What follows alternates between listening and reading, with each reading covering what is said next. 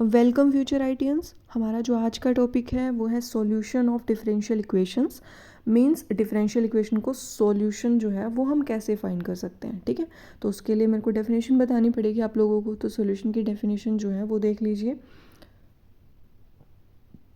The solution of differential equation is a relation, important word है, mark कर रही हूँ, relation between the variables involve which satisfy the differential equation. Differential equation का जो solution होता है वो रिलेशन होता है वेरिएबल्स के बीच में। वेरिएबल वर्ड आया, ठीक है, तो आपको मेरी पिछली वीडियो देखनी पड़ेगी जिसका लिंक डिस्क्रिप्शन में आपको मिल जाएगा। वेरिएबल्स दो टाइप के होते हैं, डिपेंडेंट एंड इंडिपेंडेंट। ठीक है, तो सॉल्यूशन की अगर मैं बात करती हूँ तो वो रिलेशन होता है डिपेंडेंट और इंडिपेंडेंट वेरिएबल्स के बीच का। ठीक है, तो द सॉल्यूशन जो है वो क्या बनेगा, relationship between dependent and independent variables के बीच का जो डिफरेंशियल इक्वेशन को सेटिस्फाई करेगा। एक बार दोबारा से देख लीजिए, solution of differential equation is relation between the variables. Variables मतलब डिपेंडेंट एंड इंडिपेंडेंट वेरिएबल्स, तो इनके बीच का जो रिलेशन सेटिस्फाई करेगा डिफरेंशियल इक्वेशन को, उसको हम सॉल्यूशन बोल देंगे। ठीक है, अब सॉल्यूशन के बाद इसके टाइप्स पढ़ लेते हैं, किस किस तरह के आपके पास सॉल्यूशन होते हैं। तो सबसे पहला जो हमारे पास टाइप होता है वो होता है जर्नल सॉल्यूशन। ठीक है, जर्नल सॉल्यूशन के बाद जो सेकंड होता है वो होता है पर्टिकुलर सॉल्यूशन। ठीक है, बट इन दोनों के जो अलावा एक सॉल्यूशन होता है वो होता है सिंगुलर सॉल्यूशन। ठीक है, तो तीन टाइप के सॉल्यूशन हो गए, जर्नल सॉल्यूशन हो गया, पर्टिकुलर सॉल्यूशन हो गया और सिंगुलर सॉल्यूशन हो गया। ठीक है, अब मैं बारी बारी से इनको एक्सप्लेन करती हूँ। पहले जर्नल सॉल्यूशन देख लीजिए क्या होता है। तो जनरल सॉल्यूशन की जो डेफिनेशन होती है वो क्या होती है, the solution which contain as many arbitrary constants as the order of the differential equation. जितना डिफरेंशियल इक्वेशन का ऑर्डर होगा उतने ही अगर आर्बिट्रेरी कॉन्स्टेंट सॉल्यूशन के अंदर दे रखे हों तो वो सॉल्यूशन जनरल सॉल्यूशन हो जाता है। ठीक है, इसको ब्रीफ में थोड़ा बाद में पढ़ेंगे। भी पर्टिकुलर सॉल्यूशन की डेफिनेशन देख लीजिए, तीनों की पहले डेफिनेशन बता देती हूँ। ठीक है, तो पर्टिकुलर सॉल्यूशन की जो डेफिनेशन होती है वो क्या होती है, solution obtained by giving particular values to the arbitrary constant in general solution. General solution के अंदर अगर आप आर्बिट्रेरी कांस्टेंट्स जो थे ना, अगर उनको कुछ ना कुछ वैल्यू जो है ना वो आप कुछ ना कुछ वैल्यू दे दो, मतलब उनको कुछ सब्सटीट्यूट कर दो कोई ना कोई वैल्यू, तो वो पर्टिकुलर सॉल्यूशन बन जाता है। तो पर्टिकुलर सॉल्यूशन कहाँ से ऑब्टेन हुआ, जर्नल सॉल्यूशन से। लास्ट जो है वो सिंगुलर सॉल्यूशन है, तो इसकी भी डेफिनेशन देख लीजिए। A solution which can not be obtained, can not word बहुत इंपॉर्टेंट है, which can not be obtained from any journal solution, मतलब जो जर्नल सॉल्यूशन से ऑब्टेन ना हो by any choice of constant. आप कांस्टेंट की कोई भी चॉइस दे लो बट वो ऑब्टेन ना हो पाए जर्नल सॉल्यूशन से, तो उसको सिंगुलर सॉल्यूशन बोल देते हैं। जो सिंगुलर सॉल्यूशन होता है ना काफ़ी डिफरेंट होता है इन दोनों से, मतलब जर्नल से भी और पर्टिकुलर से भी। ठीक है, तो ये जो है स्पेशल टाइप का सॉल्यूशन है, इसको हम डिस्कस करेंगे एग्जांपल के साथ। तो सबसे पहले मैं एक बार दोबारा ब्रीफ में बता देती हूँ सॉल्यूशन क्या था। एक वेरिएबल्स के बीच का जो हमारे पास रिलेशनशिप होता है जो डिफरेंशियल इक्वेशन को सेटिस्फाई करता है, उसको हम क्या बोल देते हैं, सॉल्यूशन बोल देते हैं। ठीक है, वेरिएबल्स आपको पता चल गया डिपेंडेंट और इंडिपेंडेंट टाइप के होते हैं, तो उसको हम सॉल्यूशन बोल देंगे। उसके बाद जर्नल के अंदर क्या था, जर्नल के अंदर था हमारे पास जितना ऑर्डर होगा डिफरेंशियल इक्वेशन का उतने आर्बिट्रेरी कांस्टेंट होने चाहिए सॉल्यूशन के अंदर। पर्टिकुलर में आर्बिट्रेरी कांस्टेंट को कुछ ना कुछ वैल्यू आप सब्स्टिट्यूट कर दो। सिंगुलर जो है वो जर्नल सॉल्यूशन से ऑब्टेन नहीं हो सकता है, काफ़ी डिफरेंट होता है। तो ये तीन टाइप के हमारे सॉल्यूशंस हो गए। अब हम एग्जांपल्स के थ्रू ना इनको थोड़ा समझने की कोशिश करते हैं, आपको ज़्यादा ब्रीफ में समझ आएगा। तो एग्जांपल्स ले लेते हैं हम। सबसे मैं एक एग्जांपल के थ्रू ना आपको तीनों समझाने की कोशिश करती हूँ, ठीक है, ताकि थोड़ा ज़्यादा क्लियर हो। तो मैंने एग्जांपल ले लिया y is equals to a cos x plus में b sin x। ठीक है, ये ना मैंने सॉल्यूशन खुद से लेट किया है कि ये सॉल्यूशन जो है वो दिया हुआ है। अब किसी सॉल्यूशन दिया हुआ तो कोई ना कोई डिफरेंशियल इक्वेशन होगी, है ना, जिसका ये सॉल्यूशन है। तो डिफरेंशियल इक्वेशन मैंने ले ली d² y D x square plus y is equals to 0। तो ये सॉल्यूशन जो है इस डिफरेंशियल इक्वेशन का सॉल्यूशन है, मैंने कंसीडर कर लिया। सॉरी, ये नहीं मानूंगी अभी सॉल्यूशन है नहीं है, ये हमें चेक करना पड़ेगा ना सॉल्यूशन है या नहीं है। यहाँ पे ना दो आर्बिट्रेरी कांस्टेंट दिए हुए हैं बट इनका अभी कोई यूज़ नहीं है, इनका यूज़ आगे होगा तो वो देख लीजिएगा। ठीक है, तो अभी चेक कर लेते हो सॉल्यूशन बनेगा नहीं बनेगा, राइट। तो सॉल्यूशन बनेगा नहीं बनेगा उसके लिए एक बार डेफिनेशन दोबारा देख लीजिए। सॉल्यूशन क्या होता है, डिफरेंशियल इक्वेशन का रिलेशन होता है वेरिएबल्स के बीच में, और यहाँ पे देखो एक्स और वाई दो वेरिएबल हैं, है ना, एक्स और वाई दो वेरिएबल हैं, और जिसमें से जो हमारा x है वो है इंडिपेंडेंट वेरिएबल और y जो है वो है डिपेंडेंट वेरिएबल। ये भी कंसेप्ट सिखाया हुआ है तो एक बार देख लीजिए। तो रिलेशनशिप दे रखा है x और y के बीच का, और आगे क्या था डेफिनेशन के अंदर कि वो सेटिस्फाई करना चाहिए, जो रिलेशन होगा वो सेटिस्फाई करना चाहिए डिफरेंशियल इक्वेशन को। ठीक है, तो अब सॉल्यूशन बन जाएगा। तो मेरे को क्या चेक करना है, जो ये रिलेशनशिप दिया हुआ है x और y के बीच का, ये जो गिवन डिफरेंशियल इक्वेशन है उसको सेटिस्फाई कर दे। अगर ये इसको सेटिस्फाई कर गया तो ये सॉल्यूशन बन जाएगा, अगर सेटिस्फाई ना कर पाया तो ये सॉल्यूशन नहीं पॉसिबल है कि ये सॉल्यूशन बनेगा। राइट, तो मैं चेक कर लेती हूँ कि इसको सेटिस्फाई करेगा नहीं करेगा। इसके लिए मेरे को क्या करना पड़ेगा, डिफरेंशिएट करना पड़ेगा, है ना। तो डिफरेंशिएट कर लो, y को with respect to x differentiate करो। अब ये भी मैंने सिखाया हुआ है कि किसको किसके विद रिस्पेक्ट टू डिफरेंशिएट करते हैं, उसके लिए आपको मेरी वीडियो देखनी पड़ेगी जाके। ठीक है, तो मैं यहाँ पे y को with respect to x differentiate कर रही हूँ because x is independent variable and y is dependent variable. तो किया dy बाई डी एक्स जो है वो इक्वल आया माइनस का a साइन x आएगा, बिकॉज कोस x का डेरिवेटिव होता है माइनस का साइन x, प्लस में b कोस x आएगा बिकॉज साइन का डेरिवेटिव होता है कोस x। एक बार आप लोगों के लिए लिख देती हूँ, कोस का डेरिवेटिव होता है माइनस साइन x और जो साइन है उसका डेरिवेटिव होता है कोस x। ठीक है, तो अभी देखो डिफरेंशियल इक्वेशन के अंदर था डबल डेरिवेटिव, तो हमें एक बार वो डेरिवेटिव करना पड़ेगा। तो अगेन डेरिवेटिव कर रही हूँ मैं विद रिस्पेक्ट टू x। ये क्या बनेगा, d2y by D x square is equals to minus a cos x, और कोस का डेरिवेटिव माइनस साइन होता है तो माइनस b साइन x। ठीक है, अब जो डिफरेंशियल इक्वेशन जो सेटिस्फाई करनी थी वो क्या थी, एक बार दोबारा से लिख देते हैं। कौन सी डिफरेंशियल इक्वेशन थी, d2y by D x square plus में y, है ना। वैल्यू सब्स्टिट्यूट करो जो हमने फाइंड किया, तो minus A cos X minus B sine X and plus में वाई पुट करना पड़ेगा जो शुरू में देख लो ये था, है ना। तो ये वैल्यू जो है यहाँ पर रख दो, ए कोस एक्स प्लस में बी साइन एक्स। अब देखो कैंसिल आउट हो जाएंगी सारी टर्म्स आपस में एक दूसरे के साथ, तो ये क्या आ गया, ज़ीरो।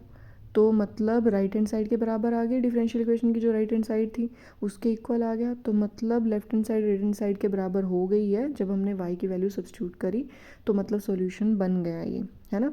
तो सॉल्यूशन के लिए मैं यस बोल देती हूँ, मतलब जो y बराबर जो था वो सॉल्यूशन बन गया है डिफरेंशियल इक्वेशन का, मतलब y और x के बीच का रिलेशन मिल गया हमें, है ना, जो कि क्या कर रहा है, डिफरेंशियल इक्वेशन को सेटिस्फाई कर रहा है। राइट, तो ये क्या बन गया, सॉल्यूशन बन गया।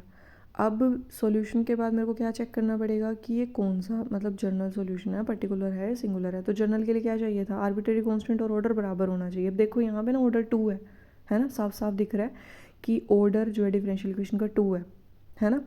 और जो हमारे पास डिफरेंशियल इक्वेशन है, मतलब जो सॉल्यूशन है उसके अंदर कॉन्स्टेंट्स कितने हैं, मैंने शुरू में बताया था। कॉन्स्टेंट देखो कौन कौन से दे रखे हैं हमारे पास, एक दे रखा है कॉन्स्टेंट ए, दूसरा दे रखा है बी, दो आर्बिट्रेरी कॉन्स्टेंट हो गए, है ना। ऑर्डर कितना है, दो, आर्बिट्रेरी कॉन्स्टेंट्स कितने हैं, दो, दोनों बराबर हैं, तो क्या हो गया, जनरल सॉल्यूशन। ठीक है, तो एक बार ना मैं दोबारा से आपको शुरू से बता देती हूँ जनरल सॉल्यूशन क्या था, कि आर्बिट्रेरी कांस्टेंट और ऑर्डर बराबर होना चाहिए डिफरेंशियल इक्वेशन का। डिफरेंशियल इक्वेशन हमें क्या दे रखी है, d2y by D x square plus Y बराबर 0, जिसका ऑर्डर कितना है, 2 है ना। ऑर्डर और डिग्री का कंसेप्ट भी देखना तो पिछली वीडियो में जाना पड़ेगा। और जो सॉल्यूशन है वो उसके अंदर आर्बिट्रेरी कांस्टेंट कितने हैं, दो हैं, ए एंड बी। तो ऑर्डर और आर्बिट्रेरी कांस्टेंट क्या हो गए, बराबर हो गए दोनों। तो मतलब अगर ऐसा कुछ हो जाता है तो वो सॉल्यूशन बन जाता है जनरल सॉल्यूशन। ठीक है, अब नेक्स्ट बात करेंगे पर्टिकुलर सॉल्यूशन की। इसमें क्या करना होता है, आपको वैल्यूज़ देनी पड़ती है आर्बिट्रेरी कांस्टेंट को कुछ ना कुछ, है ना।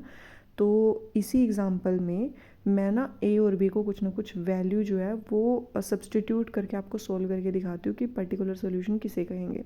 ठीक है, जनरल सॉल्यूशन हमारे पास क्या है, y बराबर a cos x plus b sine x.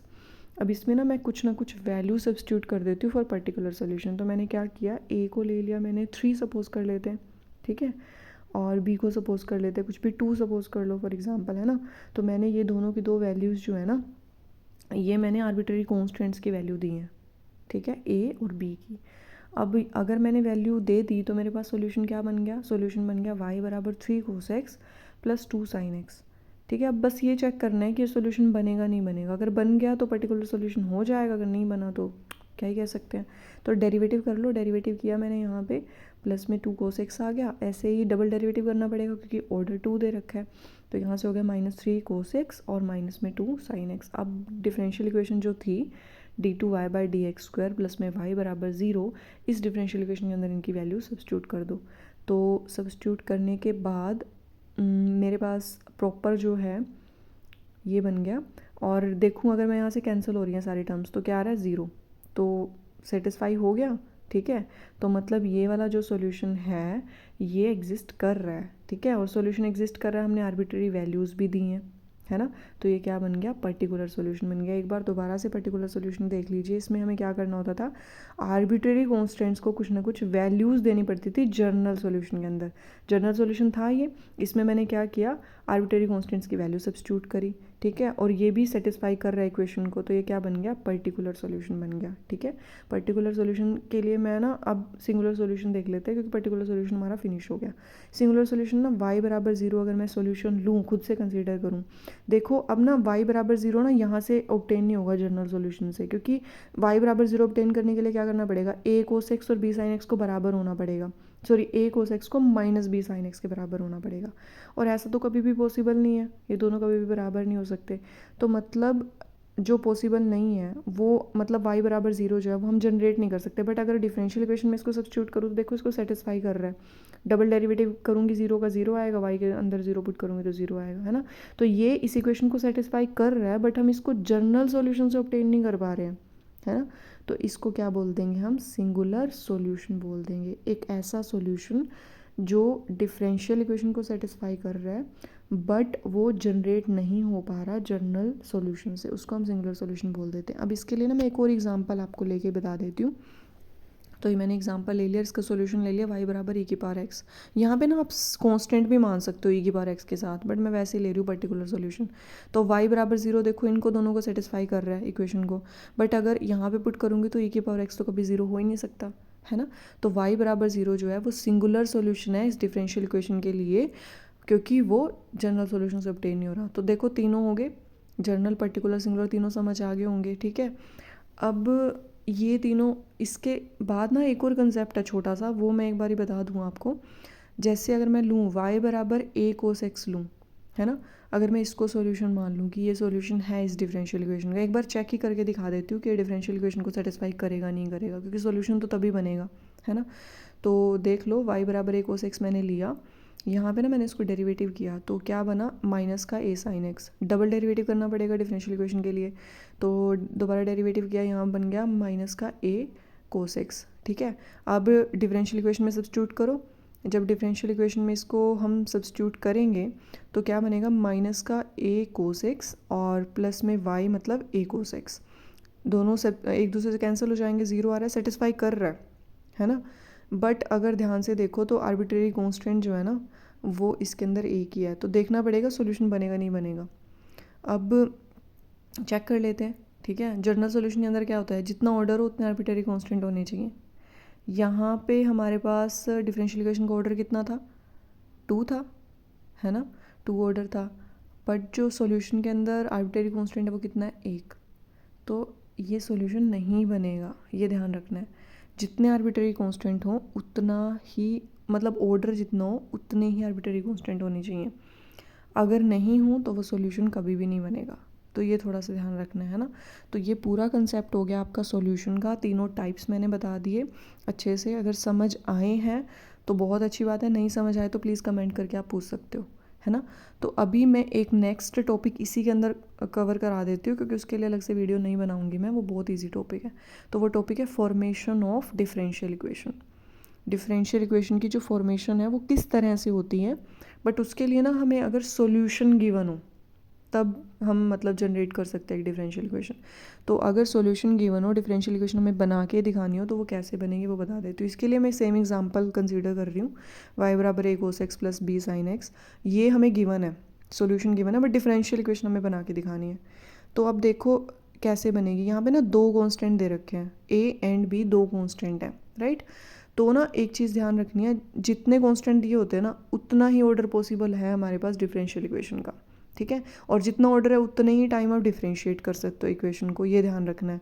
तो अगर कोई भी सॉल्यूशन आपको गिवन है उसके अंदर सबसे पहला काम है देखो कि कितने कांस्टेंट है।